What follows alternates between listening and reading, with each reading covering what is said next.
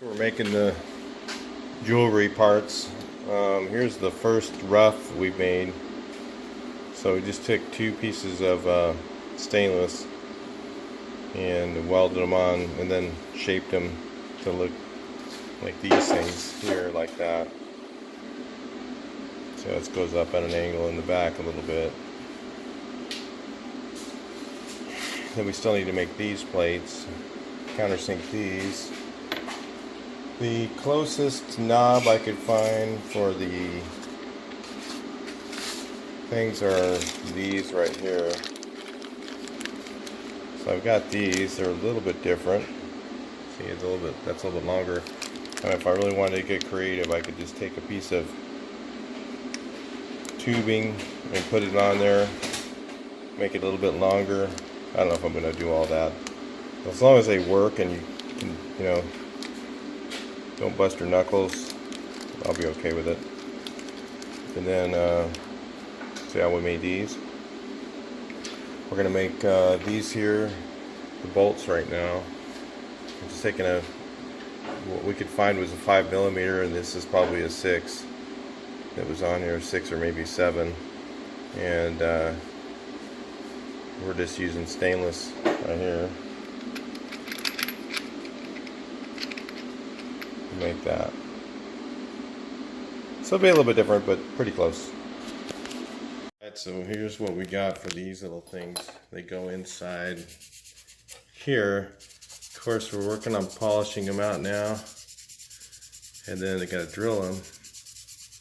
And then what this had, this thing here had like a little, this was drilled through and then had a screw on one end, so you got to thread one of the ends here and then just put a screw in it. That's how it was made originally. So we're going to make them polished. These are stainless steel, so it just looks nice and shiny. Alright, talk to you guys. Alright, so I'll show you where we got on these. Kind of put our heads together on these. These are these little tabs. We just welded them on again. Then we clean these up.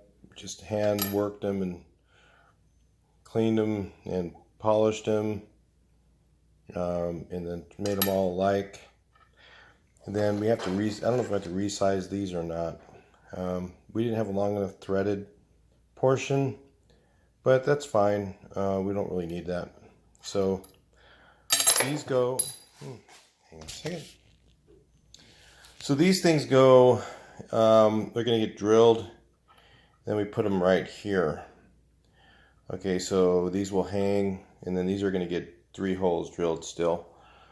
I'll make sure we got some new bits. I think our bits are broken in that size, so go to Harbor Freight, and I'm going to get the Bauer bits are really good if you guys are looking for good drill bits. The ones that are Bauer are just as good as like your Cornwell or some of those that you've seen on the tool trucks. And they're very cheap compared to those. They're really high quality. They're not like the regular Harbor Freight garbage ones. So then we made these things here, and let's look at I'll show you on the chart what they look like. And then I've got this thing. Let's go like that. This is going to go on there, and then these will have holes drilled here so that it mounts to the body on the bus. Let's look at the picture again. All right, so you can see kind of how, let's see if this makes any sense, which direction it goes. You can see this thing here we've made. We're just going to drill the 2 holes for that. Then you see how this is here. It hinges on that little thing there. This flips up. And then we get our thumb nut on there, and that will work just fine for the hatch. Now, you know, there's parts available. You know, if all I needed on the whole bus was just these, then, you know, I could stand, you know, I could see paying $300 for them maybe. But when, you know, then, so let's say I had an all original bus. I had all the parts except for I did not have these in it, and the whole thing was all original. Then I could see paying big high dollar for them and getting the original ones. But on this bus, I'm missing everything. So to buy all the original parts would be just such a hard chase to try and find them all.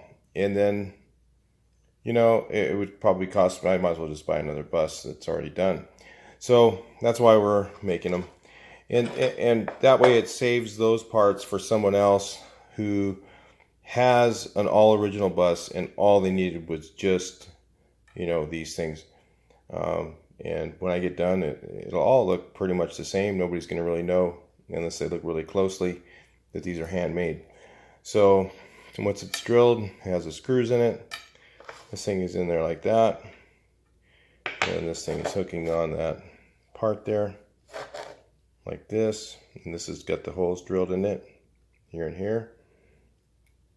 It's going to be really hard to tell that they're not original. I mean, yeah, you'll notice if you look at it, but the average person just walking up is just going to think, wow, it's a brand new bus, it's all original. So, but it's still going to function the same way the original one did. So that's the thing that I like about it, is the function quality is still going to be very, very close to the original. And then I'm also going to add some other things in, since I don't have all the original seats and all that stuff. I'm going to make a lot of the stuff look original, but I'm going to add some more modern amenities. Like I have a 12-volt water pump. I'm going to have, like, you know, the plug-ins for your phone, plug-ins for your charger. It has a battery isolator. I'm going to have actually probably a refrigerator is what I'm looking at, a little tiny refrigerator, so that, you know, you can actually camp in it instead of being totally, you know, trying to find a block ice, you know, today. It's, you know, where nobody has it. You know, you go down to find block ice, you're going to drive 100 miles out of your way to get block ice, you know, so it's crazy. So I want it to be able to be functional for today's use. So anyway, that's it for this section. We'll move on to the next one. Keep an eye on these, the series of videos, and then you can see a lot of, maybe I'll make a playlist, and you can see a lot of the parts being made for this bus. Talk to you next video. Please like, share, and subscribe.